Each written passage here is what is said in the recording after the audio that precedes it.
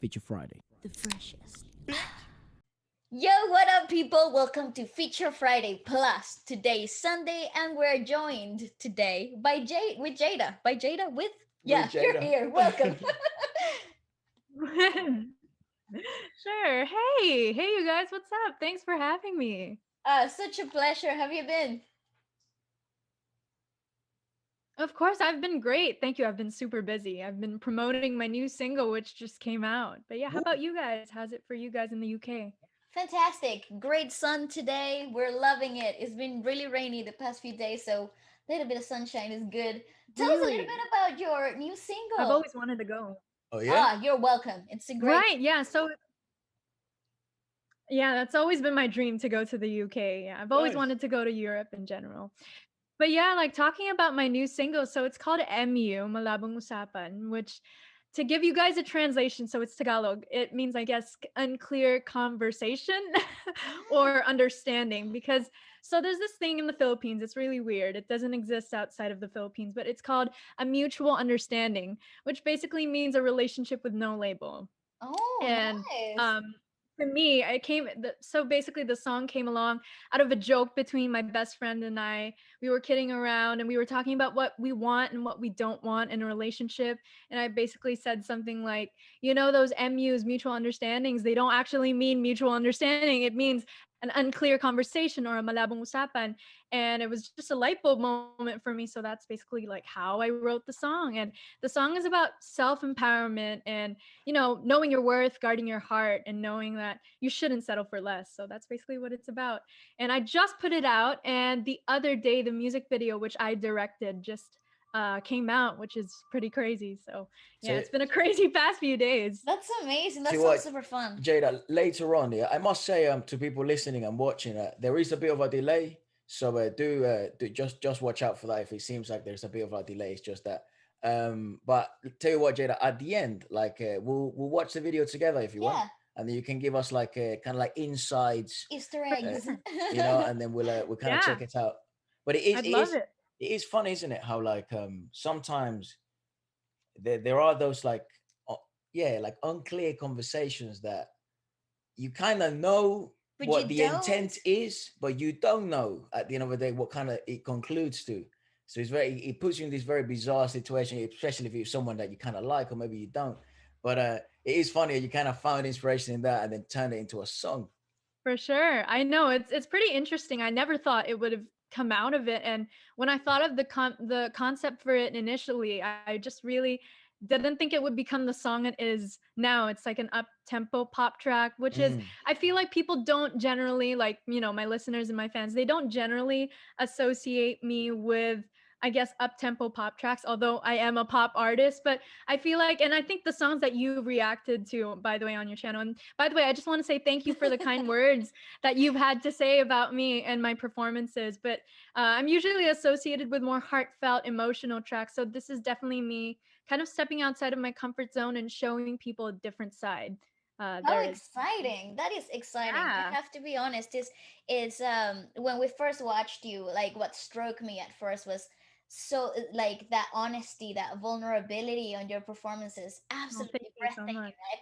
So I'm really looking forward to see it, something in a different light, a bit more yeah, upbeat. That will be exciting. Jada, how It old are you? really is. Yeah.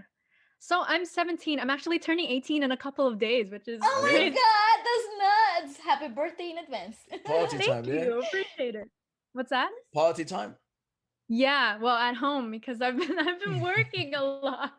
Yeah, I've been working from home a lot, and I actually have a concert coming up, a show coming up, so I've been prepping for that. It's all damn. about that The preparation. online concert. Yes, it is. It's a digital concert. It's called Jada in Concert, which is, to I guess promote it a little bit. Yeah, Push. go It's ahead. happening on June 26th. Yeah, it's on happening on June 26th this year. And you actually can get your tickets on, it's called ktx.ph, which is a website. It's basically like watching a concert from the comfort of your own home, which is pretty Nice. cool. That's so It's available fun. worldwide. And I think it's something interesting that, I've been able to do. This is actually one of my first major shows that I'm doing, and I'm headlining. So it's pretty crazy. And I think what's really cool about this experience is that no matter where you are, like even if it's for, let's say, people like you guys, you're from the UK, you can watch the show Yeah. simultaneously with the people from the Philippines. So That's it's pretty amazing. What a wild. great opportunity. Well done. That must be so exciting. It is. I know. It's pretty nerve-wracking if I you bet. ask me. But yeah. Yeah. What Yeah, yeah, no, but there's been a lot of preparation. what has that been like? Kind of like that finding out, your this is maybe one of your major shows, and it's now kind of like yeah, this is kind of the moment a lot of artists look for, right? Like, you're gonna headline a show, maybe you're gonna have your first concert. What has it been like, kind of getting up to that level and that stage, and now the moment is basically here. It's maybe like a month away. So Right, it's pretty much a month away. Thank you for the reminder. Wow. Yeah. But honestly, there's been a lot of mixed emotions. I mean, I will say though, it's always been my dream to headline a show. I mean, as for as long as I can remember, I've always naturally gravitated to the world of performing arts and performing, since both of my parents are singers, and I was a tour baby. So when my parents would tour around America, they would take me with them. I grew up in that environment, so it dude, your always came mother's natural. good, dude. She is. I know. She is. She's amazing. And my dad is also a singer as well. He's Oh, a nice. singer-songwriter. So Oh, yeah, I always grew up in that environment of just music in general. So, like coming up to this point where, I've always dreamed of having my own headline show. Like I've worked with international acts when they've come here to the Philippines, like when they would do arena shows like Niall Horan and the nice. Vamps, which you guys may be familiar with. I mean, the Vamps Definitely. is a Yeah. UK band, and obviously Niall Horan's from One Direction and things like that. Yeah, he's I great, dude. mean, yeah, no, he's great. I love him. He's awesome, and he's a really nice guy too. It was so amazing to get to work with him. But yeah, so just coming from that, and as a kid, just always having that love for performing. Like this is Mhm. kind of like a full circle moment for me, and it couldn't have come at a better time in my life, if you Oh, ask I me. couldn't be happier for you. Honestly, it just sounds like definitely is that moment that you build up in your head for so long, isn't it? Tell us a little bit more about that, like what it was like to, tour with your parents as a child and that whole environment. Like, how much do you think that's determined um your musicality and how you compose and stuff? Right. Yeah, yeah. So I think it's had such a huge influence on me, to be Mm. honest, like cuz my parents never forced me into doing music or the business. In fact, if my mom had it her way, she probably wouldn't have even wanted me in the business, because she knows how harsh of an industry this can be, but she could just see how passionate I was about all of this. And at an early age, like I remember, like an early memory comes to mind when I think I was about 4 years old. My parents were headlining a show in America somewhere. I can't remember, obviously, but I wanted to come out on stage and say hi to everyone and just, kind of dance around. And my parents were like, okay, I think it was my dad. Yeah, my dad was like, okay, you can come out at the end of the show and like say bye to everyone. And I was like, okay. But I guess like little 4-year-old me didn't get the memo. And during their opening number, I just ran out on stage and then I started dancing and I just loved it. So I think just Just that natural in alone you. was kind of like a telltale sign that I really wanted to be doing this. But here, like another piece of trivia, when I was 9 years old, usually kids usually go for like a children's party, that sort of thing, like a Sure. kid's Mhm. birthday party. I said, no, I want to do a concert. So I actually did a concert when I was 9 years old. I love that. With a full live band. I came out from the stage like with a hydraulic system. It was pretty nuts. I And mean, go I did extra a or go full set. home. What's that? Go extra or go home. I'm Oh so yeah, down with no, no. that. I love that. Extra was my middle name. Excuse me. I was extra. Extra was my middle name as a kid, honestly. In Filipino, you call it kapal na mukha, which means like thick face, thick skin, which it's a funny expression. But yeah, that was basically me. I just had so much confidence as a kid, and I like to think like that was the moment I kind of realized I wanted to do this Mm. professionally. Well, You Jay, know? if your Yeah. concert in June lives up to your 9th-year-old concert, I'm sure it'll be I know. It's interesting you point that out. I'm glad you picked up on that. So it's really a full circle moment because 9 years later, Ah, at nice. 18, I'm doing another concert, like a concert for real this time. I mean, the one before, I cringe looking back at the footage from that one. But You this were one, nine I years think it's old. I know, I was 9. It was crazy. I mean, I don't like watching the footage. My parents are like, "We should watch it." I'm like, "No, burn the footage, burn it." So, yeah, I so funny mean, actually because we were just hanging out with our mother like yesterday, and she was like bringing up pictures from the past when you know when we were touring and stuff like that. And it's so funny how you have like a perspective of how cool you looked when you were a kid, like playing and in front of people, and you look cool. I thought I was the coolest kid ever, dude. Like I had jewelry on, and I was like around girls that were like Sunglasses. 3 times my age, and I was like 6. And then you look back at the pictures were going, you it's a like ladies' man? apparently I Yes. was when I was that young. Apparently. And now I think I mean, we'll leave that conversation there for now, Jada. This is a public Gotcha. conversation. I But get the picture, don't worry. but when I was a kid, yeah, dude, it's like I was posing and doing all this stupid shit. And then when you look back at the photos, you're like, oh my God, Oh my god. I can't believe anyone even praised that. I mean, you're a kid. I mean, when you're a kid, I guess to everyone around you, it's cute.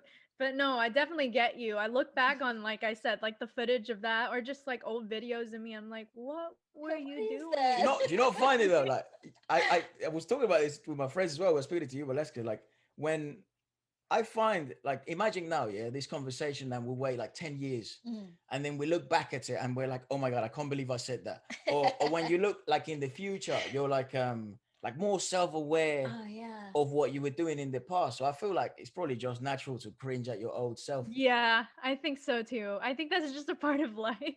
Totally. I think, Yeah. well, it's like I think with singing is a bit more like exposing though, because when you're singing, like you evolve, you're constantly evolving, right? Like, and you're constantly Right. tweaking and you're constantly finding things to do that makes you more comfortable on stage and that makes you sound better, right? But when you're 10 or 9 years old, what you think sounds good is completely different to actually what Oh sounds yeah. good, No, right? tell me about it. And you're like, oh my god, this footage should have never existed. I'm glad virality wasn't a thing back then, you I know? know. Good thing like it wasn't streamed on like social Yeah, media at the time because if it was, oh no. I Oh no. I'm glad know. my fans like or my listeners they don't have a hold of that footage or anything like that. I'm honestly terrified though with my concert if my parents decide to get some of that footage and release that for like for the visuals for that one. I'm praying to God. No, I hope not. So were you always like also around studios as well? Were you always like popping in and out of studios when you were a kid, when you were seeing your parents kind of record and stuff like that, or was it mainly just tour life? I guess so. Yeah, yeah. I think I would say that I would come to the studio every now and then. I think tour life, though, it made sense because, like, well, a fact about me is I'm an only child, so in a Ah, way, I was kind of not. I wouldn't say it in a bad way, but I was kind of forced to come around with them. Whereas with studio work, like, mhm. I guess I wouldn't have to like sit around because like they wouldn't record Right. really at the same time. So like one parent would be in the studio and then the other would be like taking care of me, or maybe my grandma would be taking care of me, that sort of thing. So it would really depend. Honestly, I did grow up in more of a tour environment, but definitely I was always exposed to music and my parents like I mean until now because my parents are still active in the industry, so like So, right now I could be doing an interview like I am here in my room, and then my dad's practicing for his show, and then my mom's practicing for her set or That's things like awesome. that. So that's amazing. it's a really cool thing. I That's mean, awesome. I Yeah. guess like to a lot of people. So it's always been around me. It's never not been there present in Right. my life. So It's basically in my blood. yeah, Yeah. exactly. So to you is literally second nature. This is just life for Yeah. you. And I adore that. That is such a Thanks. fantastic thing to grow up around, right? So it's like you couldn't escape your destiny to a certain extent, isn't I it? guess Like, so. I mean, yeah, that's one way of looking at it. Yeah. yeah. That sounds awfully theatrical, but But yes, it's true it's true. though. Like, it's like, I mean, it's true. I like I mean, that. that's a nice way of looking at it, though. Like, I like to think so, like in a way that it really does feel like my purpose. I really do feel that it's something I'm just so passionate about, and it feels so right to me. And like, if you have like this gift and you can do what you do, like, why not use it to be able to connect with people, which is what I do, like through That's my right. music, through the songs that I write, like the songs that you've reacted to, like Happy for You and Paano Kung Naging Tayo. Like, those were songs that really came from my heart and that I wrote. So that's always the goal with me, is to make a connection with people, even though people can't really some people can't understand it, like people like you guys. Like, initially for Paano Kung Naging Tayo, I'm pretty sure you might not even really know what that means, but at the same time you could feel the emotion that I was Yeah. trying to I guess exude through my performance. So yeah. Absolutely. I think that's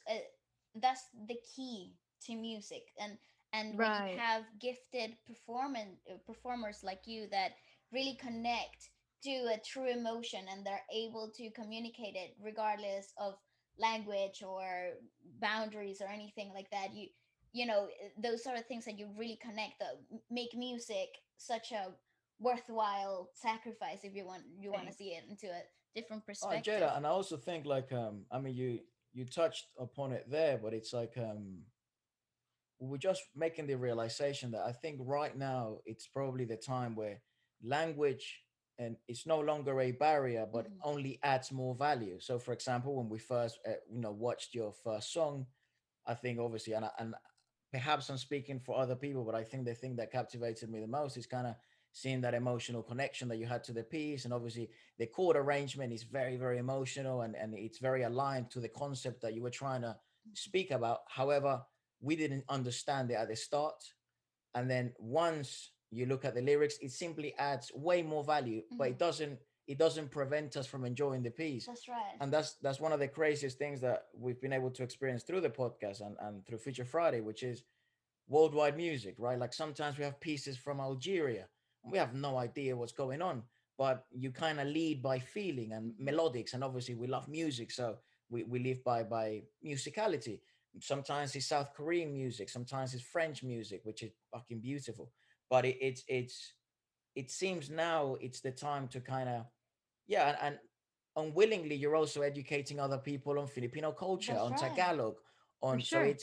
it's a very I think it's a perfect time for, I think, for individuals like yourself to bring new eyes and new ears to different sounds and different artists, Different different cultures. cultures. So Mhm. it's truly admirable what you've been able to do so far. Well, thank you, Ephra. I appreciate that. You know, I was looking because yesterday for us, but it's definitely not yesterday Yeah, for yeah. anyone listening. But I'm just saying, we checked out your Happy for You on Wish, and Right. Yeah. and can I just ask who the hell broke your heart? Yeah, that's I something to watched say. that reaction video, and I know that was your question for me. Yeah, I I actually want you to wrote tell that me all about song it. when I was barely 13 years old. Yeah, Jada, that what the Yeah, song. fuck, what the man? hell, man? Man, oh man. That's Yeah, abnormal, you know. I That's I mean, yeah, no, Genius.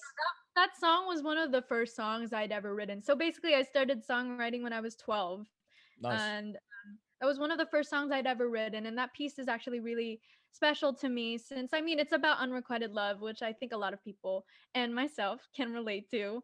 And I can definitely say, like, that one's special as well, because it was one of the tracks. Like, I've always been involved in the production of all my songs, but I think this one in particular, since it's solely just me and the piano, and that piano is a demo that I played. So that's me playing the piano. Right. And, it's so personal to me because, I really created it from the grassroots up, like playing the chord progression That's and fantastic. creating that. And, just creating that song, which is actually one of the first songs that kind of made it in the mainstream Filipino market. And it Mhm. has almost like 5 million streams on Spotify, which is absolutely nuts. I It never thought it deserves would even every get to that single one of point. them. But oh, what's that? It deserves every single one of them. Oh, thank you. I appreciate that. That means a Good lot. track. But yeah, no, that one's very, very personal to me. And it just means so much. Like when I see, people like you guys like touched by it. And especially that performance, that was one of the first, if not like the first performance I did on the Wish 107.5 bus, which is pretty crazy. So yeah. It is. I don't know. You have this really particular thing, Jada, Mm. about you, which is I mean, obviously you're young as hell, but it's like There's this maturity though yeah, that which Oh, thank you. I appreciate it's that. yeah, it comes from it's hard to explain, but we're always talking about like how it's like that maturity comes with time.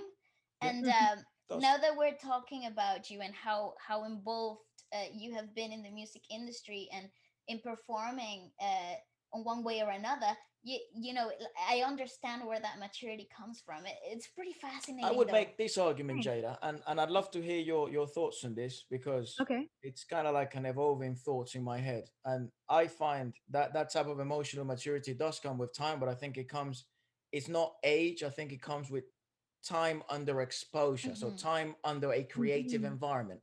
So Right. of course you've been involved since a very young age, unwillingly and then willingly, Mm. Yeah. with other friends who they kind of have, that's why I mean you're very peculiar, because you remind me of some of my friends that they were either from Venezuela, where we're from, and they're incredible singer-songwriters, or they're other artists from all around the world that we've had the chance to speak to, and it's, they seem to just be writing from really early on Hmm. Mhm. and kind of build that skill and that alignment of themselves to their art from really early on. I think another good example, it's from the Philippines, is Juan Carlos. You know, Hmm. the he's very aligned with his sort of a Thought theme, process and songwriting with which is impressive.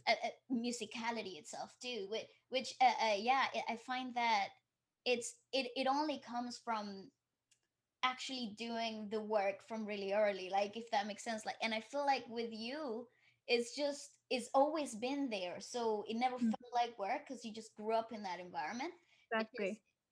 correct me if I'm wrong. I'm totally Oh, yeah, making yeah, no, assumptions. you're totally right. Yeah, no, you've got it. Yeah. Yeah. But my argument is kind of like it's more about the reps, like the amount of repetitions in which you do writing, or the amount of times you sing a week, or kind of like a more sporting approach to it. Like it's kind of Right. like a discipline. And the other argument that I see people make is that sometimes just people just kind of have it, Yes. and that's it. I'm more on Mhm. the side that it's more about just reps, time under exposure constantly. Where do you stand on that? Where Is it do I stand? That's a repetition or very is it interesting question. I really innate? like how you put all of that because I think both sides really do have a point. I personally think I would be in the gray area of it. I believe that it's a both kind of aspect to it because there are people who work hard and there are people who are who have naturally have it or the talent, but even if you have the talent, if you don't put in the reps for it or if you don't work hard, then that's not Yes. really going to get you anywhere because there's a hell lot of people who are so talented around the world. Mm. And then on the other hand, some people may work hard, but sometimes they're not really cut out for it. I mean, I believe that too. So I really think that it's a mixture of both. I really do believe that some people naturally have it and, that they actually have to hone it. But I also believe that, like I really believe that, there's no substitute for hard work, you know. That's And true. then I really do believe that. And that's something that my parents have always instilled in me because they're like, whilst okay, like you grew up in this environment, but that doesn't, just because like over here, obviously, like with my parents both being in the industry, there's a kind of sort of perception of people with me saying like, oh, you have it easy because your parents have like this and this, like I guess connections, or you already have a head start amongst other people. But honestly, I would beg to disagree because like I feel like, I just come from a different background. Mm-hmm. So I would really say that just because like I might have had the privilege of growing up in an environment with people who are super experienced, that doesn't make it any less I guess Difficult to get harder into. harder for Yeah. me. Or I think it's like, so the what's it called, the hard work aspect of it is still like one of the biggest things because that's what separates the people who are good and who are great. And my dad says that, there's no substitute for excellence, really, and there's no substitute for hard And, work. and I think as well, Jada, like I think the industry does the job of eliminating those who don't put in the work naturally. I think that's one of the things that Yeah, people don't understand about that world. Is like It's just it's ruthless. absolutely fucking cut through. It's It's ruthless. relentless. It's It I doesn't relentless. care agree. whether you're Hmm. wealthy, poor, rich, Whether middle you class. have, yeah, whether you have connections or you don't, if you don't put the work, It's pretty relentless. And I oh, think you kind of touched upon it before. It's like being around it from an early age, and kind of your mother. Maybe if she would have had it her way, I think our mother is very similar. I yeah, think that's why she kind of took us out so early, which is I think they would if they would have liked it, it would have been like yeah, don't be involved in that world because yeah. If it's it was, ruthless. if it was up to my mom, I Yeah. would be a doctor right now or a lawyer. You know, Oh, yeah. yeah, I see, definitely. but no, yeah, I understand where they're coming from with that, and because, like you said, it's super cutthroat. Mm. And what my mom tells me all the time is like, and even before I actually made the conscious decision to enter this industry, she was like, "You do realize that this is a never-ending cycle of having Hmm. to That's prove right. yourself. You are always going to be technically, like, I mean, it's just being realistic. You're competing with other talents as Mm. well, other people who have things to offer. And a lot of the times, if you aren't mentally strong, if you don't have that mental fortitude, then you get lost in the whole process and people usually spiral out of control. I And that's, agree. I think yeah, it also comes from that not only competing with other people in the industry, but you're constantly competing with yourself because you're I constantly agree. trying to improve, Do right? better, right? And Yeah. Yes, you're always trying to updo one from the last one you did, right? So yes, you're exactly. That's a constantly really on nice way this of putting it. race. Yeah. Yeah, So it there's that pressure with yourself, within yourself, that you have to keep, evolving and growing, because if not, then it makes you, I mean, as an artist, like, you feel like you failed yeah, yourself if you don't exactly, you're unsatisfied, and then Yeah. the whole thing that about the whole passion and love for the craft itself kind of gets lost, right? So Mhm. it's I wouldn't think so much about outside in the industry itself, but the self process and competition that as creators we put in our shoulders is it's pretty detrimental sometimes if you're not strong enough, if you're not thick enough for Exactly. it, you know. Yeah, I agree, You totally. know, we were finding out like talking about that whole like having expectations of your work or Mm. like trying to always what is it do one is Yeah, that do do one one up. above. Do one up. Um, Mhm. I find people that write usually have a somewhat understanding. I'd say a somewhat healthy approach. It may not be really healthy because we've met amazing singers and writers and writers especially like of movies and theaters and stuff like that, and Right. they have a very unhealthy approach to it because they're so self-critical and never is good enough and all this stuff. Yeah. But I Yeah, find that, perfectionist. but most writers though have some Yeah. sort of understanding of acceptance. Like this, this is fine, Yeah. this is good. How do you write, Jada? Like, Uh-huh. because you've done it from very early on, and I mean, I still can't Right. believe that bloody song we heard yesterday Oh, is thank you. from you being 13 to about being heartbroken. But When you put it how do that you way. write? How do I write? Honestly, so uh initially when I started writing, I really started to write when I took playing guitar seriously. So when I was 6 years old, I started playing piano. Is that your And I guitar back didn't there? Is take What's that? that your Yeah, I guitar have back there? several. I have 4. So I have some on my wall. So this is my home studio setup over here. I record a lot here. I record demos and things like that. But yeah, so I started learning how to play piano when I was 6, although I didn't take it that seriously early on. I didn't really see the wisdom in it, to be honest. Uh-huh. And then when I was 8, I started learning how to play guitar. I had lessons, and it's the same with piano. But then when I guess when as I got older, that's when I started to, kind of take it more seriously.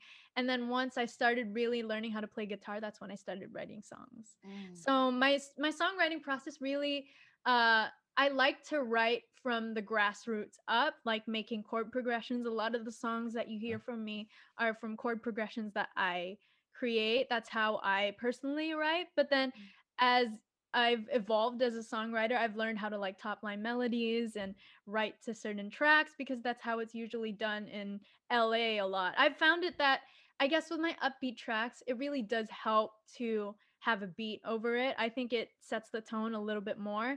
But for, the more singer-songwriter type kind of songs, like Happy for You, for instance, and Paano Kung Naging Tayo, those really come from organic playing, like me on the piano. I would personally say that piano is really my main instrument, I think, more than the guitar, although I do know how to play both. But yeah, so that's usually my songwriting process. I like to record voice memos. I would say that my strength kind of lies in melody a little bit more. I would consider myself to be a very melodic kind of person, but at the same time, I really don't like to fall short with my lyrics. I'm always finding the best ways to say things, and it's all, I think, all about the thing about songwriting. It's always about finding new ways to say things, because there's not really an idea that's particularly completely original, like it's probably been done before, but there's a Absolutely. different way. It's like, let's say, the concept of love. Everyone has written a song about love, like all songwriters probably have, but it's always finding new ways to say I love you or how much a person means to you. So for me, it's really all about finding new ways to do that and finding new creative ways to talk about certain things. Like with, let's say, my new single, Malabong Usapan, people have talked about knowing your worth and not settling for less, but in this particular situation, I acknowledged, like, this kind of the reality that, especially in this day and age, and especially in my generation, there's always these relationships with no labels, and how Hmm. those can kind of end up in, in disastrous kind of ways, and Yeah. wherein both people get hurt, one person gets hurt more than the other, and because of expectations and not knowing your boundaries with somebody. And I think, with this song, like this particular song, I really wanted to kind of stress the point where it's so important to know where you stand with someone. So at least, like, in the end, no matter what you go through, at least you won't be left wondering, you know, uh, where did we stand in the first place? That's You right. ask less questions. I I think. like that. I think also it's like just going back to that songwriting aspect of thing. I feel like when it comes to lyricism, it's about letting in the world into your own thoughts process and your own Right. perspectives. Yeah. So the way that you word certain feelings and certain things is actually a reflection of your personality and your inner turmoil. So or your happiness or whatever emotion that you're going through. So it's really, I find it's a brave task to let people in. So um well done for finding that so early. It's crazy to Thank me, you. I appreciate that. um going back a little bit into what it was like. Sorry to interrupt, No, buddy. go ahead. Do you not find it that when you write pieces like those that are kind of, I would imagine, come from a a place from Personal experience. personal experience? Do you not find it a bit exhausting, like just kind of having to relive and kind of like going deep in those emotions and then writing them and then they're out there for the world to see? Do you not find that like a bit? It's like, for example, like if I had a bad breakup, or if I had like let's say Right. The like mutual understanding type of yeah, like that type of situation. Let's mhm. say it happened a few months ago or A whatever. mutual understanding. Yeah, yeah, yeah. Like let's just say it happened a Mhm. few months ago and it's still like fresh. Um, I think the worst thing I would do to myself is like go back deep in that and try and relive those memories and what could have gone differently, and then share it, dude. What the? Do or you do not you, find it exhausting to do that? or do you find it like it's therapeutic? Because a lot of people actually find that as a release. So which way do Right. you stand? Honestly, I stand with it being more therapeutic personally for Mm, me. I think it's a healthy way for me to cope with my emotions. I feel like music has always been a good outlet for me, although I totally understand, like, it can get exhausting. I guess, like, in that sense, like, especially, I guess, when you perform and you put yourself through what you felt, because I noticed, like, when I watched one of your reactions to, I think it was to Happy for You. I think it was this, like, recent one. And you said something about me kind of letting you guys into my world, or kind of helping, I guess, like, showing you guys and reliving that experience of pain whenever I sing that song, let's say.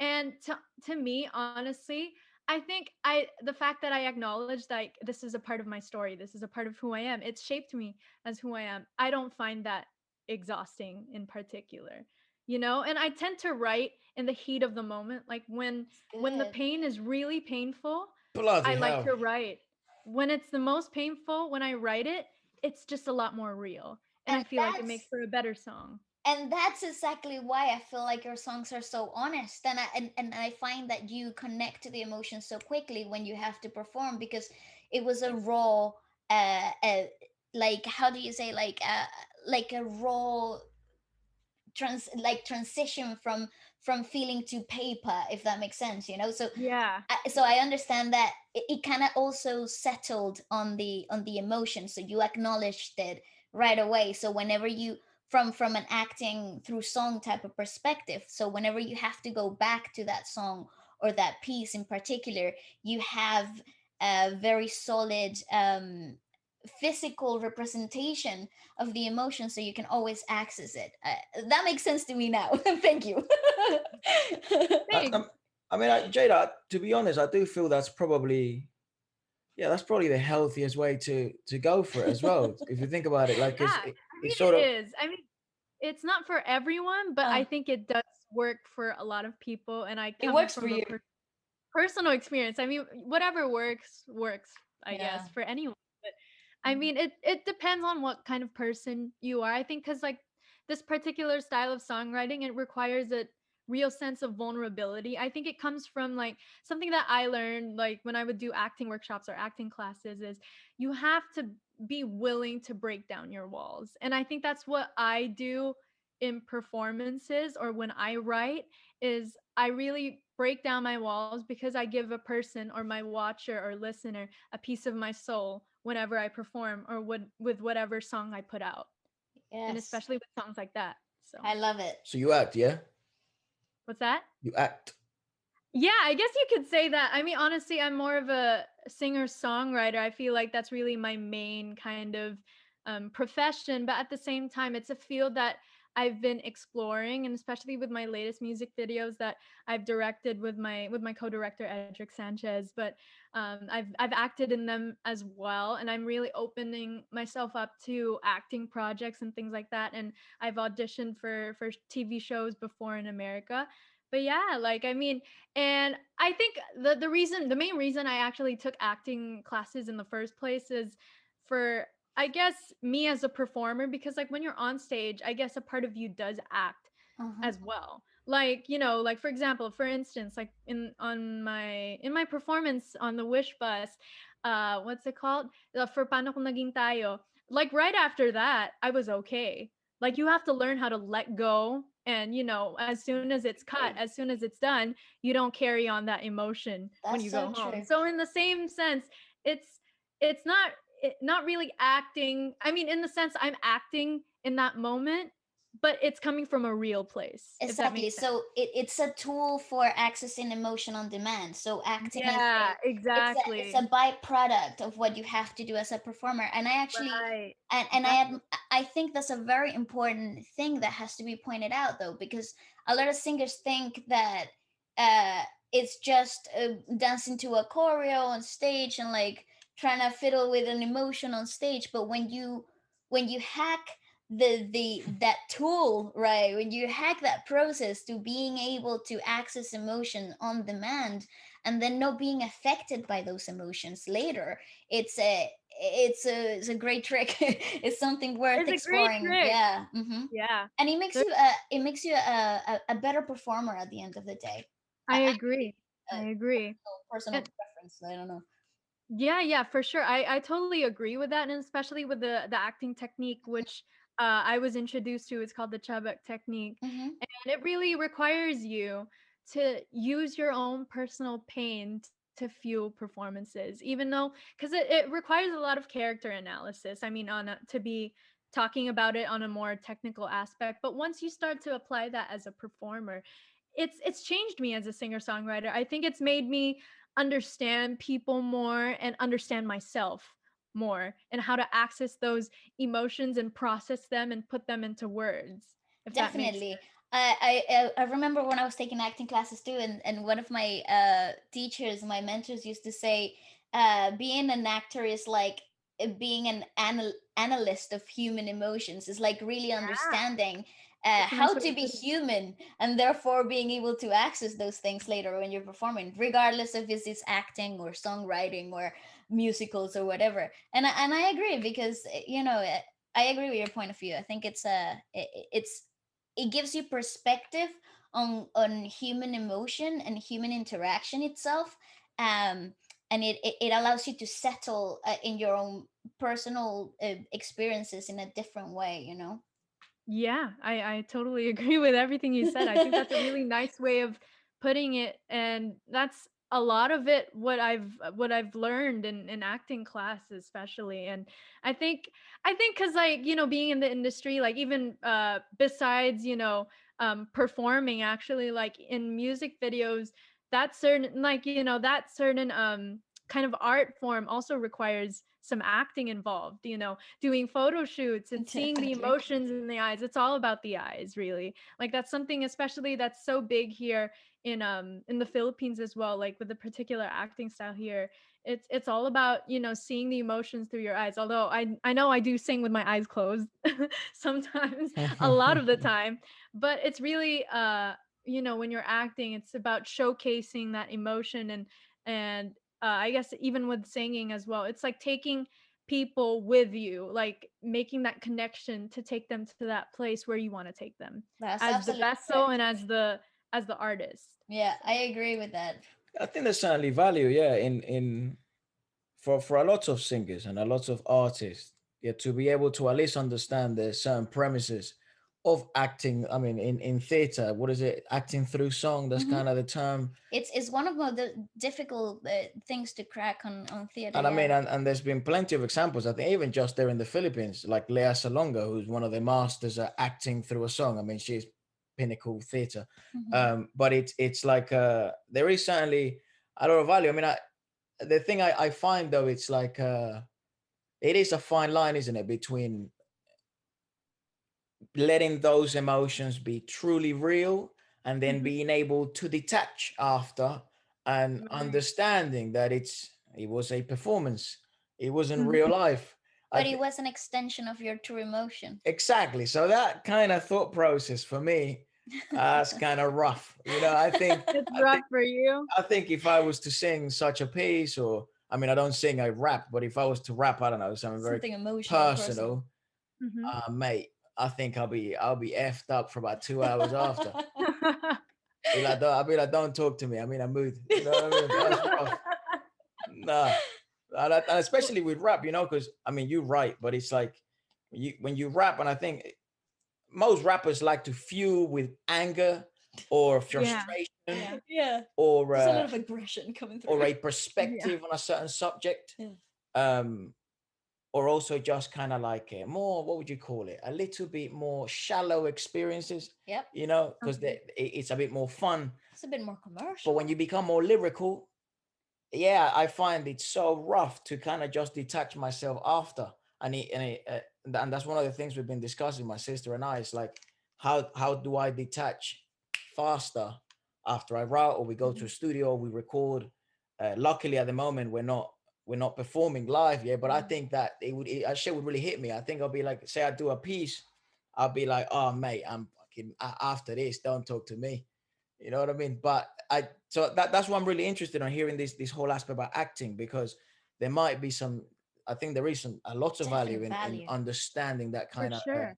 setting up. It's not a barrier, but understanding the limit Yeah, and a it's stop. yeah, exactly. It's understanding limits and understanding how far you can stretch this lines that you have drawn upon your own emotions, right? Because uh once you understand them and acknowledge them, opening up yourself to letting them flow freely. Also, you also have to know boundaries, Mm. right? Your own personal boundaries and how far you can stretch those boundaries, and constantly keep pushing. And if you think about it, it's an exhausting emotional journey until you really settle on it, you know. At least that's how it was for me. I don't know how it was for you, Jada, but Like well, in that sense of, I guess, like, learning how to detach yourself Mhm. from those emotions. I think, well, yeah, I think prior to um I think there's a lot of a mental aspect to it. I think people don't really realize that, like when it comes to performing arts and not just singing, like rapping or songwriting, is, there's a huge mental aspect to it. And Definitely. and it can be something as simple as, I really believe that the power of the mind is such a huge thing. Like people, That makes they two of us, shouldn't, Jada. yeah, they shouldn't people shouldn't underestimate the fact that if you keep telling yourself something, you can make yourself believe it, and let's say, for example, like something I learned from my vocal coach, from he used to be from New York, but he's in LA. His name's Richard, and he used to tell me that when you're nervous before going on stage, and your throat dries up, because that's always been my problem. Like sometimes, my throat dries up during certain numbers, and messes with my airflow, this and that. He's like, Mm-hmm. you have to make yourself salivate, because like there's a scientific aspect to it. Your digestive system shuts down Yep. when you go on stage, when you're nervous, because your body, well, doesn't know you're nervous because of a performance. It thinks that you're about to die. Exactly. It's an Yeah. adrenaline thing. It's fight or flight kind of mode. So you have to make yourself salivate. Think of food. I know it's weird when you're on stage and you're going to feel yourself swallow saliva, and it's gonna help, I guess, make your throat less dry. So in the same way, like, I know it's a little bit of a weird analogy, bear with me, but what I'm trying to say is that, using the power of your mind, saying like, okay, it's a performance, and this was me during that certain time of my life, but things are different now. I feel like that helps personally for me. And I like to look at my songs as chapters in my life, chapters in my book of life. I know it kind of sounds cheesy, but so let's say, Paano Kung Naging Tayo, it marked a chapter in my life wherein I was going through a lot of personal things. And when I sing it, I do take myself back to that. But I like to think that, things are different now. Mm-hmm. The version of me when I wrote that song is different from the version of me now. Mm-hmm. So when you look at yourself from a perspective as an ever continuing kind of evolving human being, I feel like that helps in kind of detaching yourself from emotions like that. Not, I wouldn't say detaching yourself and closing off your emotions, because obviously, like, I believe that it's always good to, let Feel. those emotions out. I really do believe that, and that's why I consider songwriting such a therapeutic thing for me. But yeah, like that's really how I see things. I see things as, every performance is, even though I'm reliving it, I'm a different person now than I was then when I created it. Jada, Well, I So also have that's some advice if you're willing to uh, take this one. If your throat ever dries up, instead of imagining food, just okay. go to a buffet restaurant. Don't eat anything, but I'm sure you'll salivate like there's no tomorrow. Why that's not? fantastic. I might just take that. I might just take On that. your concert in June, I'd expect in the backstage Oh pancakes, no, yeah, waffles. I'm gonna tell my team at catering, like, put the best smelling food there. My Absolutely. favorite food. And be very Yeah, hungry. I know, yeah, but that's the thing, cause like you're nervous because you care. That at the end of the Mm, day, when you're on stage, like, or right before you go on, you're nervous because you care, and it's a mixture of emotions like excitement and nerves. Dude, And it's a really weird way of looking at it, but then when I tried it, it actually worked for me. And it what you does. have to tell yourself throughout the entire time you're performing is relax, relax, because the more I've found that the more I think to myself, oh, I'm gonna mess this part up, especially if it's a very high note, I'll be like, oh no, the high note's coming, it's coming, it's coming. The more I think that, the more I'm bound to mess up. Versus Absolutely. if I tell myself to ease into it and relax, Yes. then I have a better chance of, kind of nailing that note or hitting that. Or I know my vocal coach doesn't really like the word hitting because Yeah. it creates like a connotation in your brain, like you're supposed to hit it. Like Hmm. it's better to ease into things. And I think that's a good perspective in to anything related to performing arts is you ease into it. Like for example, for songwriting, I don't like to write as much as possible if I'm not inspired to. You shouldn't force it. And it's the same thing with singing. Or I'm not a rapper, but I still think that that philosophy of not forcing it and just letting your body ease into it, like both physically and Yeah. mentally, always works out in the end. I totally agree. I think there is so much that you can get out of your physical body, especially when you're singing in any live performances.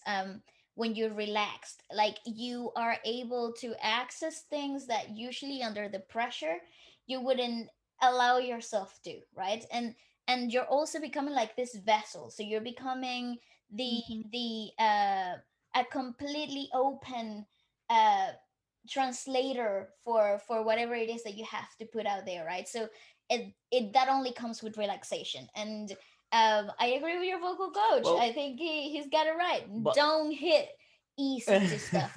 That Yes, can we easy print that on to. t-shirts? I need that. but that That's great. that's the that's the issue with it though, Jada, isn't it? Because apart from the rapping, my background is sports, so it's tennis. And one of the things that when we spoke to sports psychologists is it was very clear there is no issue with being in a fight and flight scenario Hmm. and your adrenaline being amped up. The problem is muscle tension. Yes. Now, going Yeah. from Waleska's background of theater and me listening to those vocal coaches and stuff like that, and they were like, it's very refined muscles and it's minuscule movements Yeah. and it's airflow, but it's also muscle relaxation, which creates different larynx movements and going up Mhm. and down and all this shit. So if you're nervous, I think that like that's fine, mate. Nerves are fine. The problem is the muscle tension behind it, Yep. and Yeah. I find then in singing, it must be bloody impossible to sing if you're nervous at Well, your full yeah. capacity because it just creates vasoconstriction. It's just you're constricted as hell. Hmm. So Exactly. if you put it into a sporting perspective, the reason why it's a nightmare is because you become, we call it in tennis, tight. You become very tight and you can't let That's go. exactly how it feels though. Yeah. So yeah, like But wait. I mean I like your thinking of not kind of forcing things and stuff like that. But maybe because it is my head, even with music, the way we approach this is like kind of, in my head anyways, it's like more sporting kind of approach to Yeah, it. yeah, yeah. So and we were speaking about it to JR But those technicalities are so important, though. just last week, and JR was saying like sometimes it's hard to write, man. Like yeah, I can't do it. And then I think Bali is more along your lines of don't force it. Just kind of when a moment of inspiration hits you, Hmm. that's when you should let go. But then I was just saying, I find it's a matter of it's like going to the gym. It's whether you want to do it or not. Sometimes you got to put that rep in Yeah. just to kind of get in touch with that idea of putting yourself in a disciplined state of writing and accessing emotions, even when you can't. Well, I believe that that also makes a very reliable type of songwriter, if you would want to think about it, because no I matter don't know what, which one's the best, Jada. I don't know either, but I'll put my money on you though.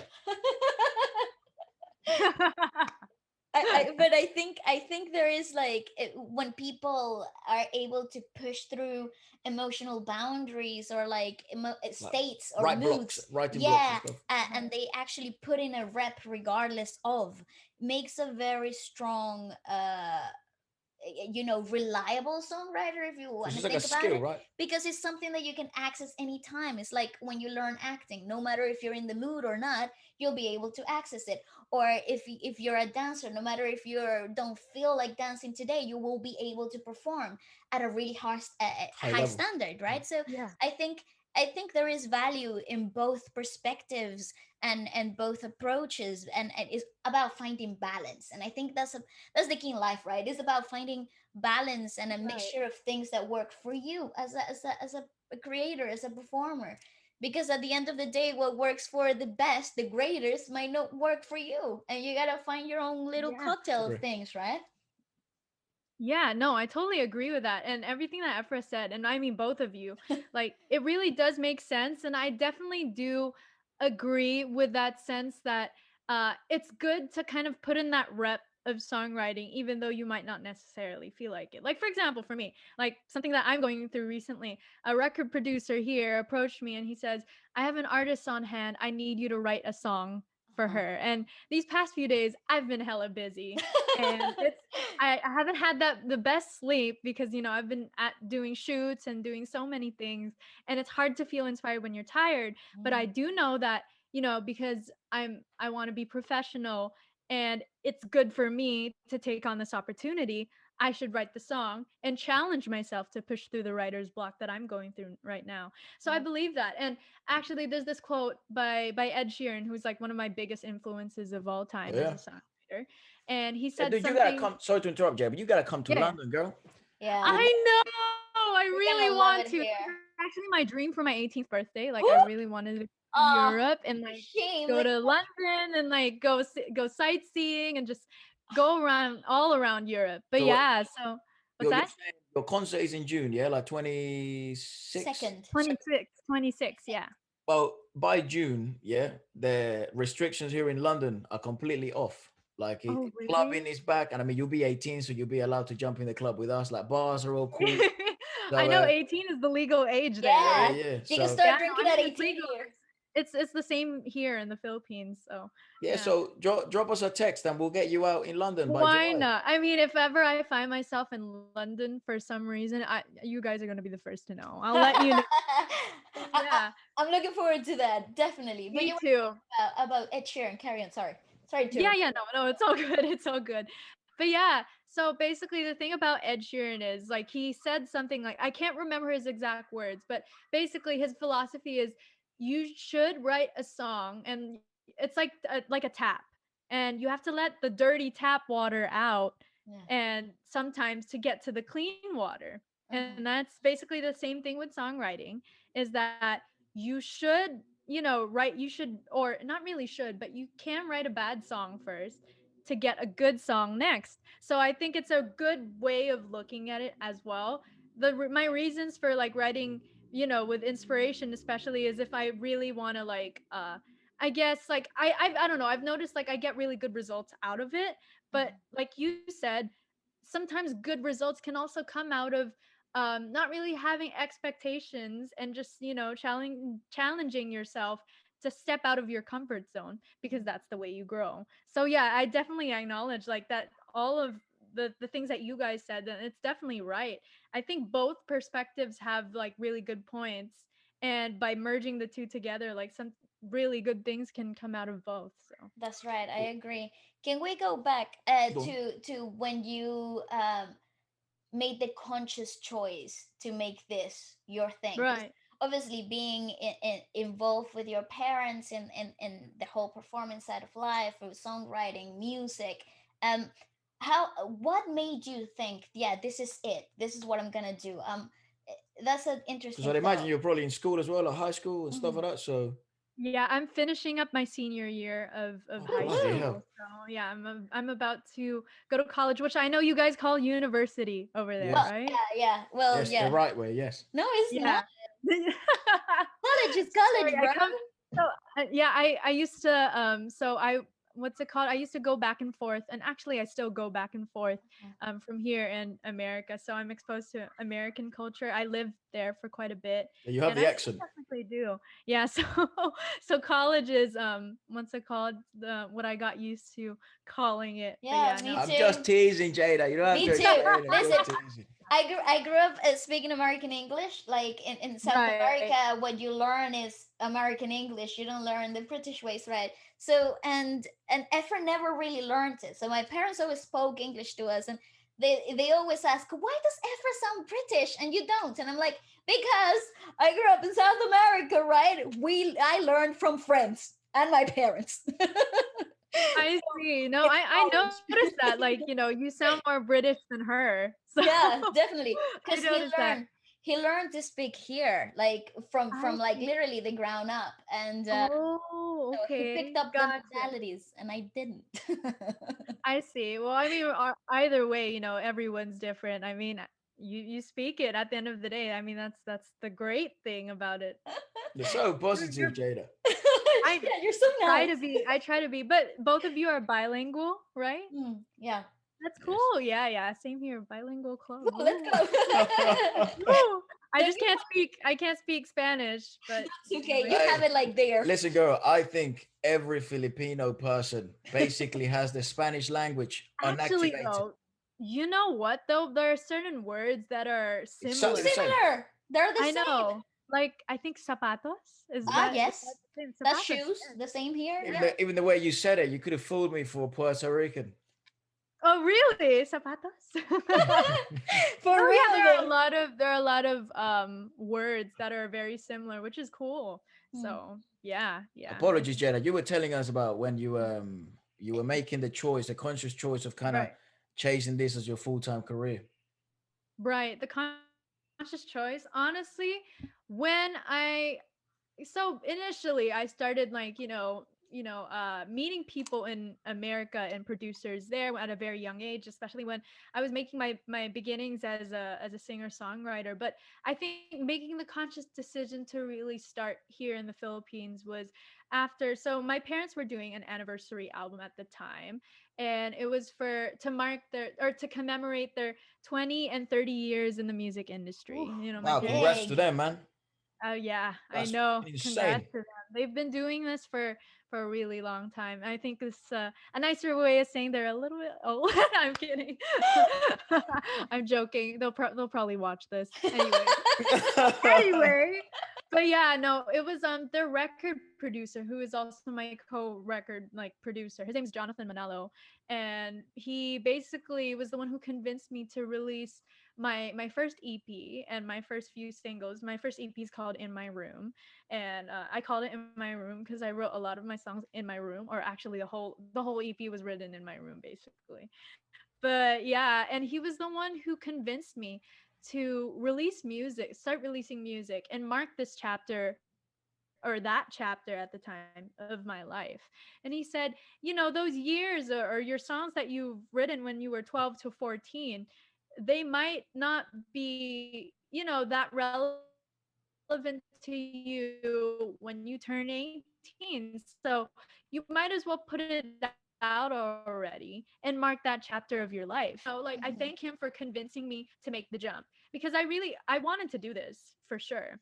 I knew it in my heart. It was just a matter of when. And I guess I had this thing where, because I'm a bit of a perfectionist and I really want things to be in order, especially with myself. Sometimes it can be hard on myself. And I really wanted my first, like my debut single to be perfect and this and ideal, how artists can be. But then Yeah. he told me, like, the more that I guess you think like that, like you won't really get anything done. And like you might as well do it, and you're going to be thanking yourself for doing it later on. At least you started at an early age. And I think it was one of the best decisions I made for myself, because it opened me up to a different market. It helped me, get my numbers up, even, I mean, from a business perspective, like, my numbers up on social media. And it Mhm. introduced me to the Filipino market. And it's helped me, I guess, embrace my roots even more, because I've always written in English. Like, English is my first language.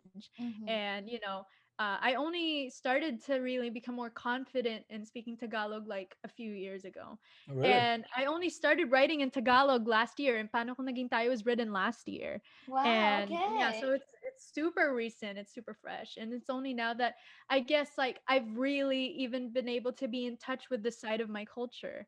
And I think it's such an interesting thing. Like, it's a bit of a butterfly effect that, making that one decision has led to so many amazing things that, wouldn't have been possible if I didn't take that jump, so Absolutely. yeah. Absolutely. Ooh, tell me what your parents thought about it though, because obviously them being in the industry, you hinted a little bit about your mom's perspective, but how did the both of them take your conscious decision? Because you were Of so course. young as well. That must have Yeah, been no, no, no. I was, because like when I first released my first single, I was 14, okay. and that was a while back. That's And so young. I know it's young. It is young. But yeah, no, my parents, I think when I really started writing songs, that's when they kind of, I mean, they've always been supportive of me, and I've always been really really grateful for that. But I think, like they've always been so supportive. So when I really made that conscious decision, and they saw my passion for it, like they couldn't deny it Of anymore. course. And they were like, okay, we're gonna be with you, you know throughout this whole thing. We're completely supportive of you on your journey, and we know that this is something that you really want to pursue, and we're going to help you make the best decisions for yourself and your career.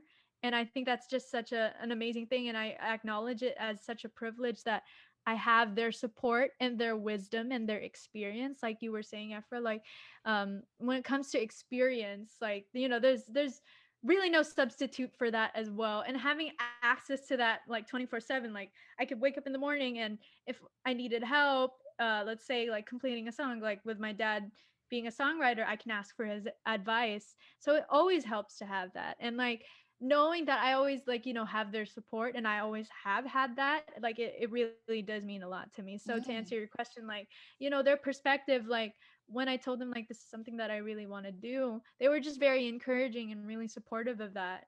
And yeah. that's fantastic. Exploit that that huge advantage Advantage. of having Mm. your parents experience. Yeah, yeah, yeah. It's Yeah. really key. I think as well, like there's so many untold benefits of being able to speak openly about music and growing up in that world with people that have also been around that world, because it's sort of like speak, when you find someone and that you have something in common, like I don't know, you like the same movie, but then you're like both obsessed about the same movie and Hmm. you both know everything about the movie. And that connection between you two, it's special compared to everyone else because you two have that really strong common ground. That's right. Imagine if that common ground was your career with your family. That's it's fantastic. it's truly it's truly awesome to be able to have that. I think that's and I think that's why sometimes we get messages, Jada, of like people like, should I get my kids into music or should I get my kids into tennis? And one of the things that I always say is like, yes, not because they might become famous, wealthy, or really well known from it, but because you're gonna build this kind of very strong common ground in the family and between people that will then help you not only as a artist, player, career entrepreneur, whatever you do, but also as an individual to grow and gain experiences, because I'm sure the experience that your father and mother have shared with you are not just to do with music, but also business, but also how to interact with other people, become a better conversationalist, how to promote your own music, Hmm. how to become a better artist, not just a singer. So it's really really exploit that. It's awesome that you have that with your parents, and it seems you guys are close, so that's brilliant. Yeah, we are a very tight knit family. I mean, we're a small family. I mean, it's just me and them. So obviously, like that really makes us close. And I'm really grateful. Like I have such a special connection with them. I mean, just on an like a parent kind and child kind of relationship. But like you said, like it really opens up this kind of different connection that the three of us have. It's like speaking the same language That's right. in the household. I think that's the best like analogy for it is that they understand even artistic like my artistic tendencies. Like sometimes let's say like if I mess up during a performance or and they see that they feel with me instead of just feeling for me, because That's they're right. like, no, we've been there before, we know we know what that is like. So it helps to Exactly. have that, not someone like obviously like it's always good when people like I guess they have that sympathy or they feel for you. And I appreciate that, like let's say when people I know say that. But when it is with people that really understand it, and they understand it because they've been through it, that's also different. I was And I gonna feel like say. it really helps that both my parents know exactly what I'm going through as an artist, especially when I make milestones in my life. Like for example, like with this concert, they know the jitters I feel. They don't just rub it off and say, oh, you're fine, like this is what you do. They understand that the preparations of this, like I would liken it to, let's say, an athlete preparing for a game or a competition. When you prepare for a concert, you're not just rehearsing these songs, you're mentally and physically preparing yourself. You're working out to improve your stamina and things like that. And it's something that they both have been through, which is why they can tell me, okay, you're doing this right, or you're not doing this right, you could do this better. And it helps me grow as an artist and a performer. And honestly, like where I'm at today and where I continue to be kind of shaping myself to become is I would attribute it to them. So Yeah, it's like free falling with a very great parachute, you know? yeah, Yeah, that's a nice way of putting it. it's I just think it's yeah, it's Fucking hell, very yeah, that is limiting. a good way of putting it, mate. Bloody hell. Well, thanks. Yeah. I'm just saying it's just like there are certain things that people that have been in the industry only them would be able to understand exactly what it represents, mentally, physically, and spiritually, what the whole performing lifestyle actually demands, right? In an And industry of uncertainties. that's That's why right. that analogy of free falling is really good, Yeah, because because you really don't know. nothing it's set in stone That's in the right. music world. That's right. You know, Exactly. So There's it's no guarantee. There's really no. absolutely. And so having the environment, your closest environment, to be so knowledgeable in the whole on this lifestyle is absolutely fantastic. I speak from experience, having my parents also be involved in the industry since we were very young. but our mother's a shit singer, so Come on, Efra, give her some credit. She's got the spirit. she's a lovely woman, and That's very blunt. He says that all the time. I love her with all my heart, Jada, but she absolutely sucks at singing. I Oh, really wish she was here. Waleska Actually, didn't just get the talent from her, is what you're saying. yeah, you're definitely not from her. no, but it's from having that great like environment where people that have been in the industry can provide for you. It's huge, right? And there's an advantage there that not many have, and having the closest people to you be able to understand everything that you go through. It's amazing for your thought process. It's amazing for your growth, like you said. So yeah. You got any hobbies? Hobbies, I love to read. Well, are you talking about like non-related hobby, non-music Anything related that you do hobbies? outside of like Anything you want, girl. relaxing time. Anything outside of music. Okay, well, I do love to read. Actually, before I even started songwriting, I would write books. I would write fan fiction on the internet.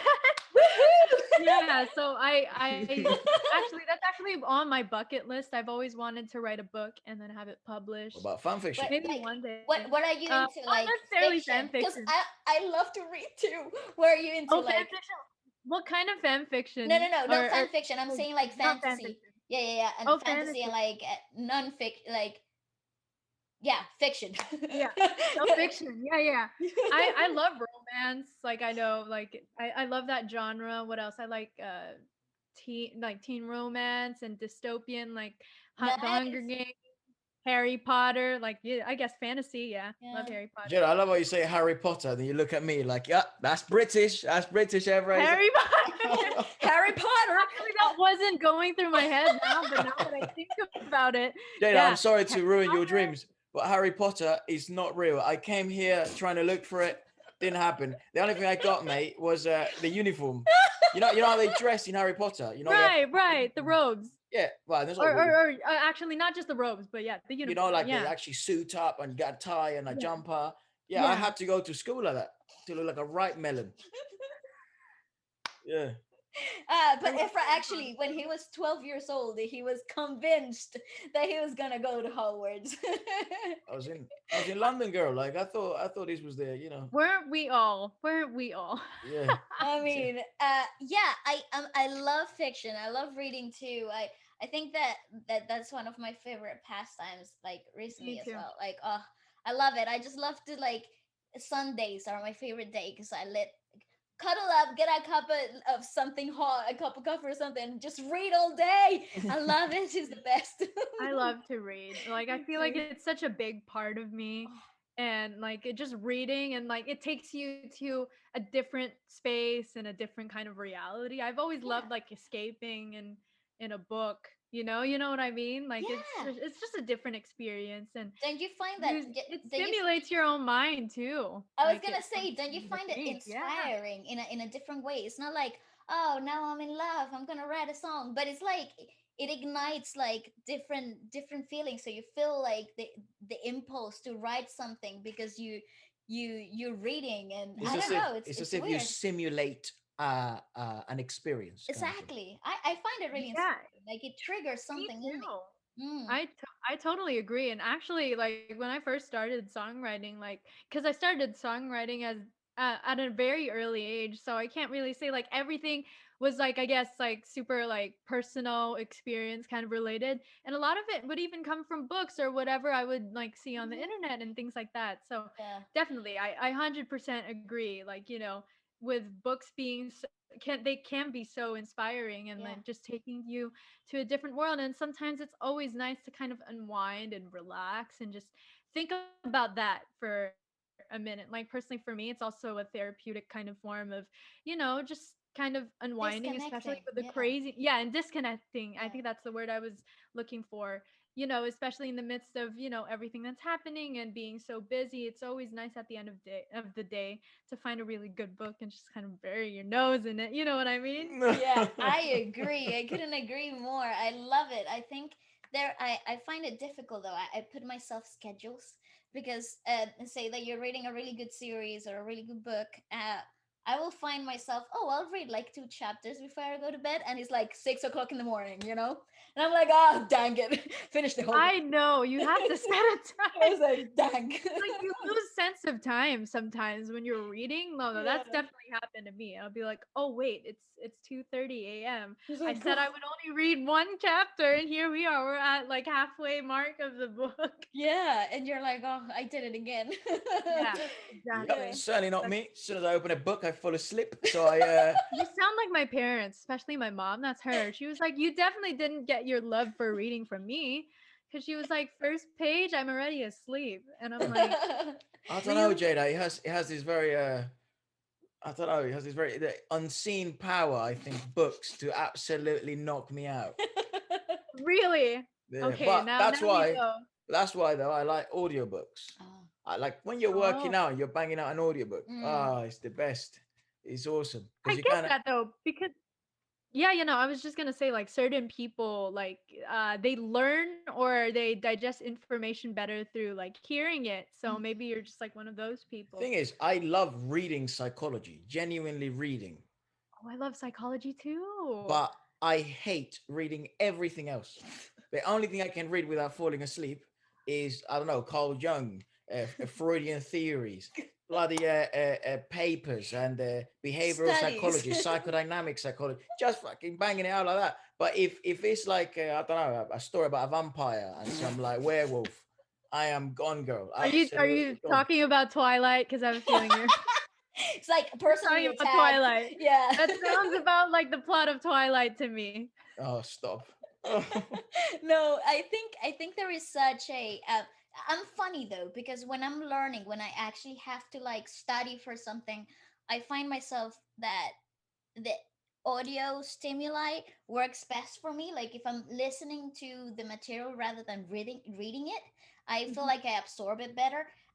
But if I am doing it for recreational purposes, I love physically reading it. Hmm. I don't know. I find myself that they're more involved.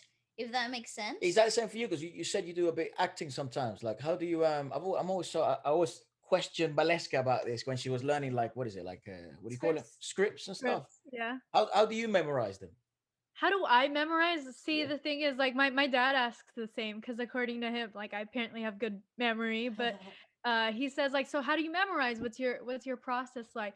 Honestly, it's like repetition. I keep reading it over and over again Right. until like it kind of sinks in my brain. Like that's how it works. And I guess in a way, like I think of the picture in my mind, like when I see the piece of paper, and that's how I visualize things like I consider myself to be kind of a visual learner as Mm. well. Like even when it comes to school, like when it comes to modules, like I like to I'll write it down or I'll just read it so it sinks in. But at the same time, I'm also an audio kind of learner in a sense. Like when it comes to songs, when I memorize, let's say, lyrics, I like to listen to the song over and over again, and that's how I memorize it versus just like reading lyrics. It just depends on the, I guess, the source material or whatever I'm learning. But when it comes to scripts, I tend to just read it. I read it aloud, and then I do it over and over again until it sinks in. So it's really repetition for me. Right. So Mm. Right. How That do works. you learn it? Repetition it's a great trick, and I also I like to uh connect emotion and inflection to the line. So so say for example I'm learning a monologue or something to know which section of the monologue I'm learning. I like to make like a mental highlight of the inflection and So emotion it's I'm feeling in angry. each section.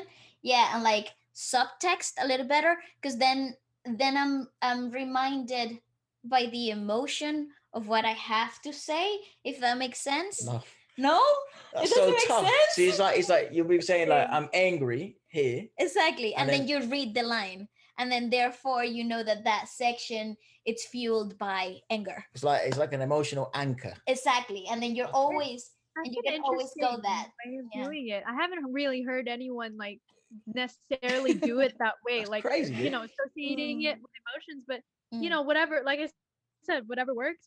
Like if it works for you, then Obviously, I'm yeah. obviously a tomato here, like potato, but uh, yeah, no, definitely that's how I like, that's how I like to learn it, because sometimes I feel like I lose sight of the feeling if it becomes Memorized, repetitive, right? memorized. So if I have an emotional anchor, then I know what the emotional journey of the piece Right. is. Like, I don't know, maybe Kind of I'm get that. stupid. No, no, I kind of get that. I I don't think it's stupid at all. I don't mean, know. in a similar way, what I do is like there's this thing called, I don't know if that was taught to you in your acting class, but with the technique that I do, it's called character objective, Yeah, wherein you learn about what, yeah, what your character wants and like overall objective. There's one. There's like your absolutely. character objective and the overall objective, which throughout the entire like source material, what is the one thing that your character wants? And then there's the thing called scene objective, Exactly. which is basically talking about what your what your character wants in that specific scene. So uh it's usually characters tend to be selfish, so and because that's how humans are, so they'll be like, for example, the scene objective might be to get you to love me, and then maybe the overall objective though throughout the whole story though is to get my power back. Like it Mhm. depends, it really depends. Like Of course. it depends on the character, because you know characters are living and breathing, and these are like apparently like in the world that you're acting in, they're real people, and your Hmm. challenge as an actor or the vessel is to make them come to life and be real Absolutely. for that Yeah, moment. And I that's the agree. whole challenge of it. I agree. That plays along with a lot of that subtext, of course. It's like when you're learning the classics, and they teach in this Shakespearean ways, like what's the subtext behind the actual written words, right? And it Yeah. plays along with the what the character needs and wants in the scene. It's totally true. I agree Do with. girls not find that if the more you learn about acting and like Mhm. the technicalities of it, when you watch like a series, Jada and you, Bali, do you not like kind of just be in analyzing everything up and down? For me, it's absolutely 100% true. Like breaking it apart, trying to see. It's interesting. It's interesting. Yeah, in a certain way you do, but Yeah. like I said, it's like detaching yourself from the technique and watching it unfold on screen. I try not to let it get in the way, but sometimes I do find myself wondering and being like, I wonder because there's this thing, well, that my acting coach, direct Ryan Carlos, he uses this thing called carga, which in Uh-huh. it means like baggage. So it's not really the baggage of your life, but like what is used, what's your fuel for this scene basically? What's the your personal experience that you're using to fuel this scene? Hmm. Or So it might not, yeah, like for example, like I was working on a scene once, and the character, the basically the whole scenario was I was this character and I had a best friend, and my best friend stole my boyfriend from me. So Saucy. the so I know it's saucy, right? So obviously my first instinct was to use the hypothetical scenario, what if my best friend did steal my in boyfriend? my in But my it movie, turns that would out end up in an MMA fight, mate. Absolutely. Go on. Sorry. no, no, no, it's okay, it's okay. But yeah, so that was my first impulse to do it. And then when we went over the scene, like I got all my lines right, but my acting coach was like, I still feel like you're not 100% there emotionally. You have to Mhm. revisit the overall your character's overall objective. And throughout the whole series, her overall objective was to get my power back. And because she felt like, she had her power taken away from her because she had so many things taken away from her, and that one of them being her boyfriend. So I used that, and then I had to think about in my life, who was this one person, or where was this one instance where you felt like you needed to get your power back from someone or Okay. from something. And then I used that, and that's what worked, even though it wasn't the exact scenario that what was my character was going through, if that makes Mhm. sense. Yes, So definitely. it's this weird thing, like when you're watching it and you're dissecting it, sometimes I think about, like, I wonder what this character or this actor was using to feel this scene. Because, like, they were coming sometimes. The performance is, they're so deeply immersed in the performance, you start to think like they must have been in some real deep pain to Yeah. be able to fuel this pain, because it feels so real. Because, like, I believe that, the good, anyway, like good acting, a lot of it is, you're acting it out, and you're doing what the character is doing, or what the scene asks for, but at the same time you're using it from a very personal place to give it that real touch and inject yourself and your own interpretation into the character. Well, that brings us full circle to what I think, and I mean, you've seen the kind of the reviews and stuff, and it's that's why I think you're impressive, because it really seems when you sing, Yeah. you really bring these core emotions out, and that I Oh, think thank that's probably you. where that question of do you not find that exhausting comes from, because it seems you really do give yourself 1,000%. Now, I obviously don't. You find it more therapeutic, and I mean that's you, but it's are you do you want to go into acting at one stage, or because it seems like your eyes light up when you speak about this just as much as when you speak about music?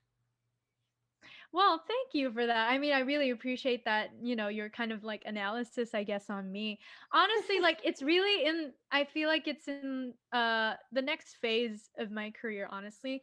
Before, if you asked me this question like when I was like 12, I probably would have said no. Right. Because I guess cuz I number 1 over here, like I really wanted to establish myself as a singer-songwriter first. Mhm. I wanted people to take me seriously as a singer-songwriter, because I think, I mean, not to say that if someone starts out as an actor, they can't be known as a singer, but usually what happens here is, if you start out with acting, you'll be known as an actor who can sing, which isn't really a Mhm. bad thing, but that's not really what I personally wanted for myself. I wanted to be really like singer-songwriter first. I wanted, I guess, people to take me seriously as a legit like Singer. singer-songwriter. So that's what I really worked on establishing for the past few years. But I think emotionally I feel more equipped and more ready to take this challenge on of acting. I think I've grown to kind of, start to love it, and be more accepting of the process. And I think, cuz like,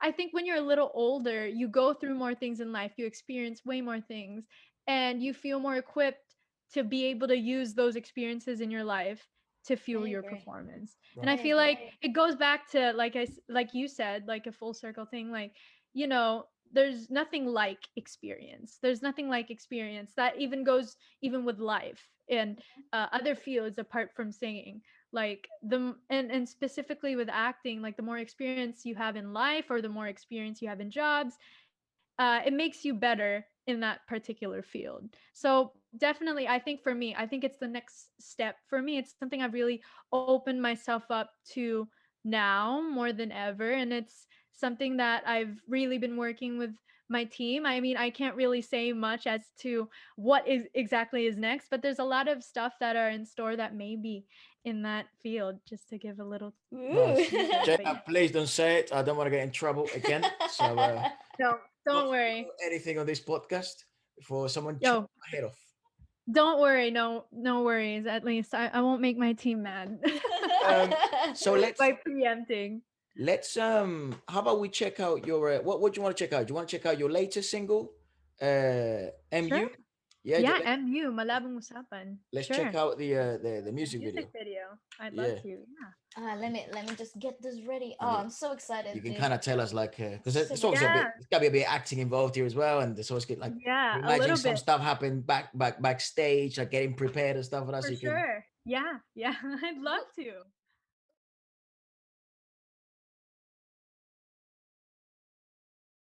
fantastic work. I love. Thank you By the so way, can much. we talk about the choreography? Who's your Yes. crew and the whole Yes, choreography of part of it? course. I proudly, I would love to talk about them and give them that recognition, of course. So her name is Jabel Dairit Sepasha. She is an awesome choreographer. I've worked with her for a really long time, and she's really, I guess, like she's always about bringing out the best in me, and I love her for that. And we work so well together. I want to give her a shout out. And of course to her dancers, The Grind. They're awesome. They're an awesome crew.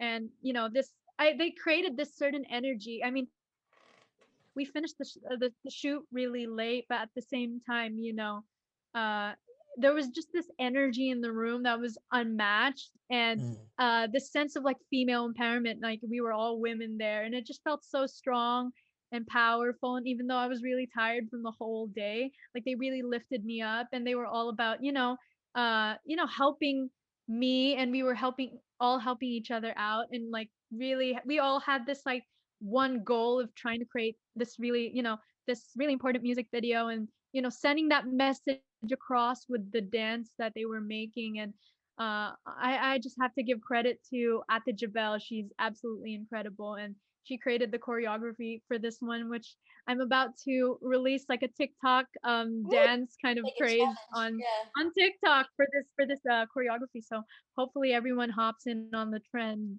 as well. But yeah, Most so yeah, definitely. I I just have to think give credit to them.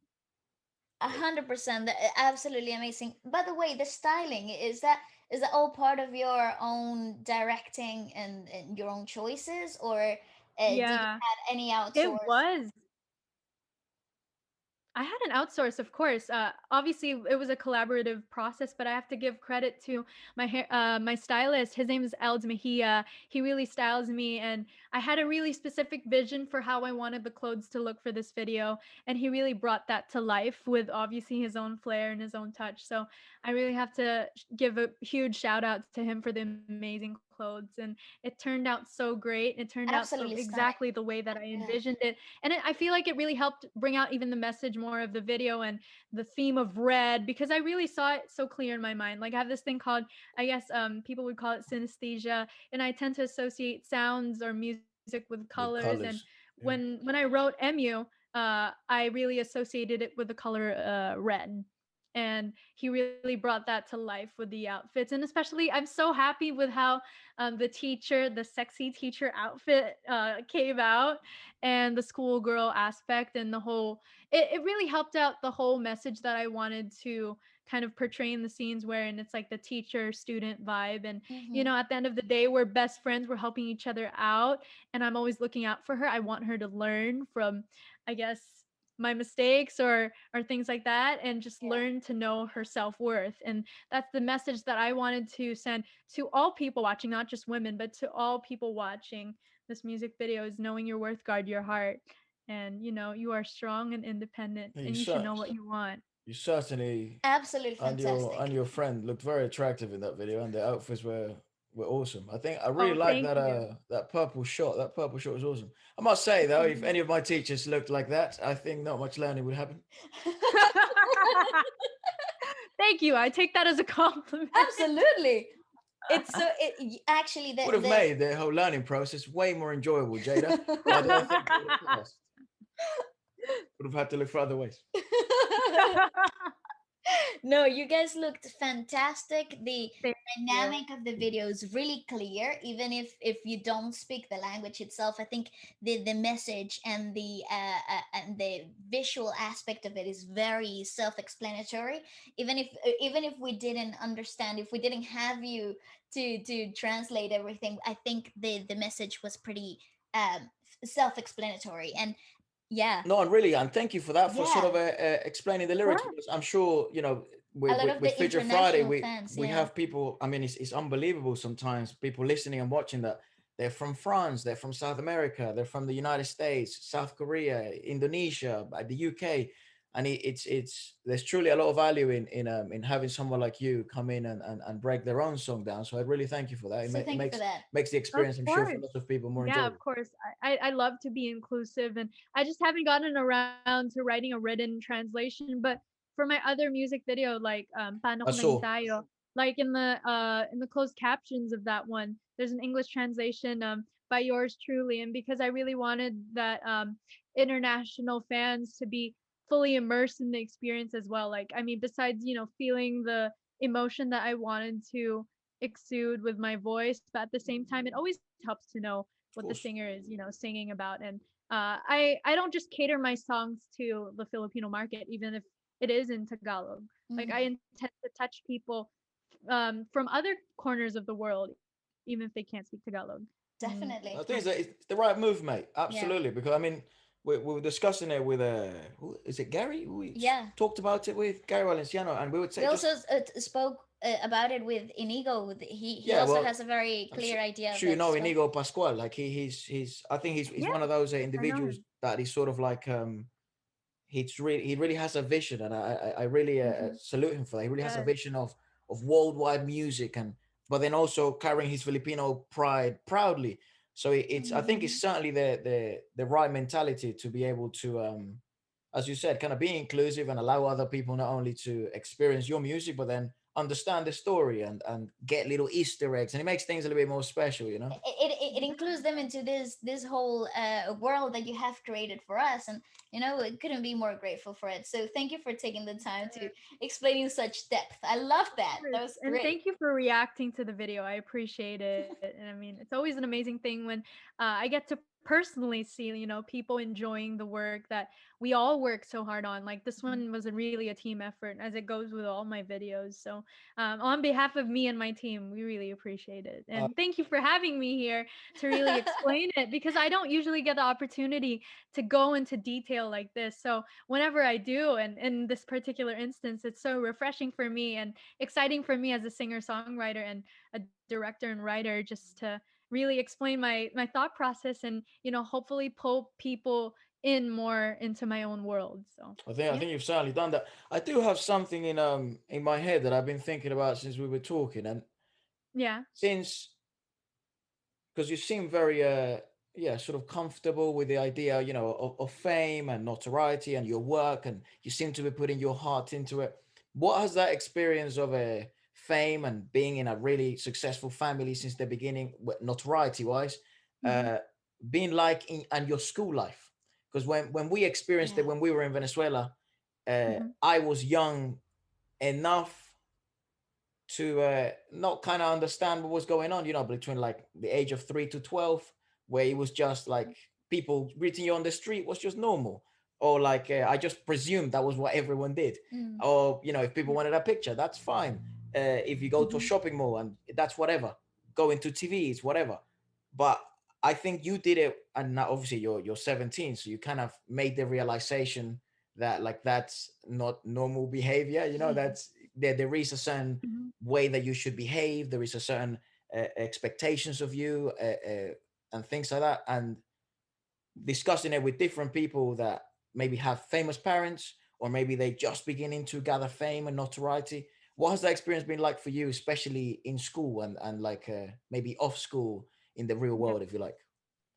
Right. Yeah. Yeah. So basically, at an early age, to be honest, like I really thought the norm was my definition of normal was going on tour with my parents. And Yeah. it wasn't exactly. until I was exposed to people from different walks of life wherein I realized like, my life was considered a little more abnormal or unconventional in a way. And it was like a Flamboyant. little yeah, yeah, it's different. It's different. But at the same time, like in school, like when I used to go to regular school, because I've been homeschooled for ever since my first year of high school, Oh, ever really? since I got into Ah, the industry. Yeah, yeah. Right. And it was really the only way I could really Yeah. of make course. time to do both for me, because like I consider education to be a privilege at the same time. And but at the same time, it was important for me to own my time and have the time to pursue my creative interests, because like music requires time, songwriting requires time. And if you're always so stressed about, going School Geography. to school life. on Yeah. time, and especially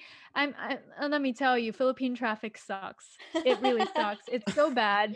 It makes you wake up extra early for school. I would like wake up at like 4 a.m. and Whoa, then I dude. would yeah, 4 a.m. for school, or Ouch. 4:30, and then I would get home at like, because of the traffic, it'd be like past 4 or 5.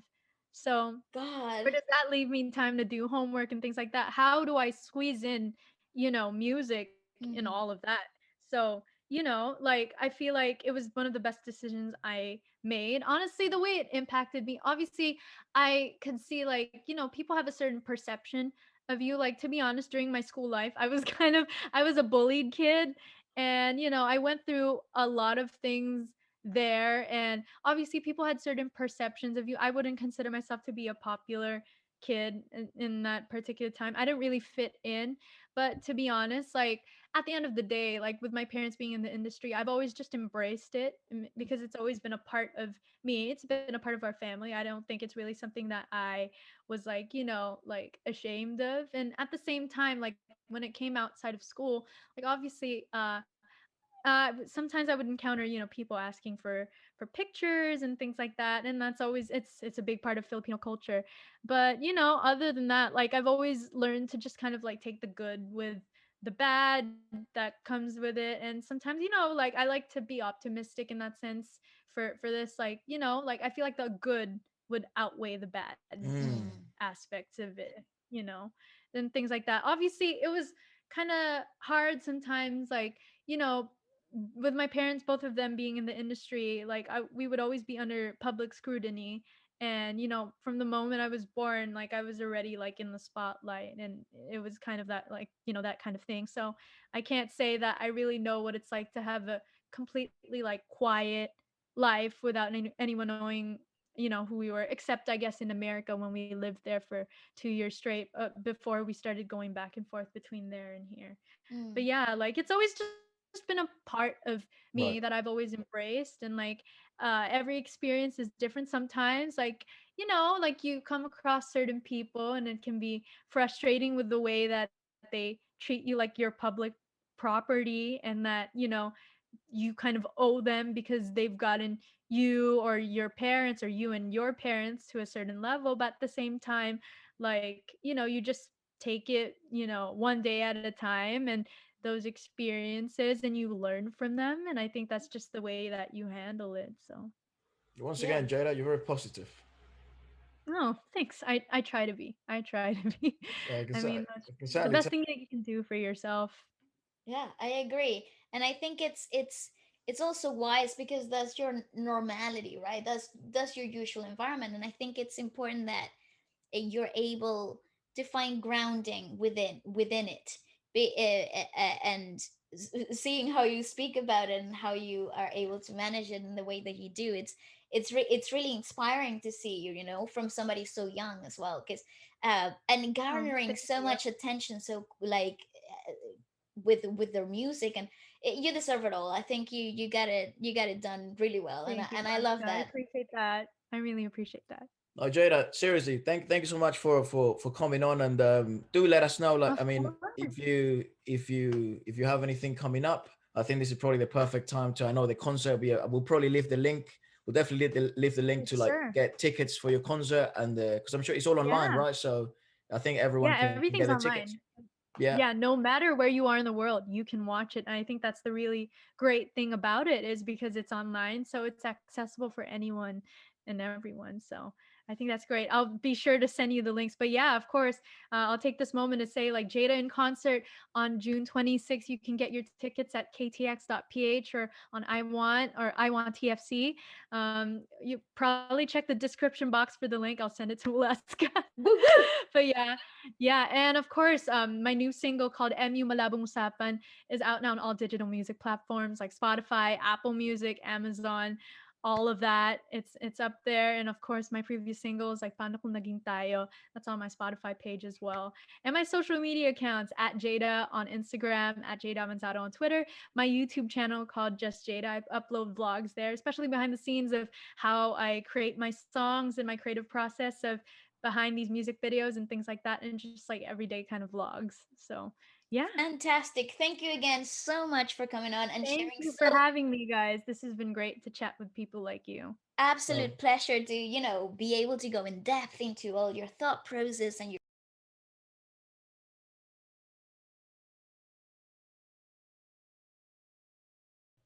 maybe she froze. yeah, Jada, I think you might have froze, I mate. think she froze.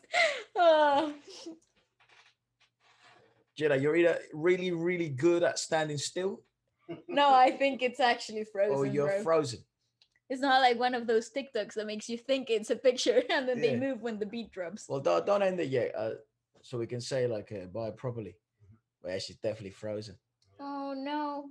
Oh, we definitely lost We connection. lost. I mean, maybe she'll join back in. But yeah, guys, Jada has a concert in June 26th, and we have it. 26th, Yeah, yeah. yeah, yeah. And the link will be in the description below. Also, her new single MU. That's Jada, everybody. I really hope she might be able to jump back in. Oh. But if Oh not, yeah, I think I'm getting. she just texted I you. think she just texted. Then she's back. Yay, you're back. My apologies. Oh my gosh. Sorry. Philippine Wi-Fi, I'm telling you. I've switched to data. I'm all good.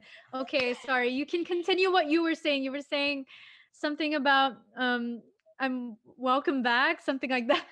Yeah, yeah. Yeah, no, I was. Anytime you want, Jada. This is I mean, and hopefully one day we can do this in person and have you on Of actually in person in course. the podcast. I would love that. So Thank you. again, this is just as much as our house as yours, and anytime you're welcome. And that's Jada, everybody.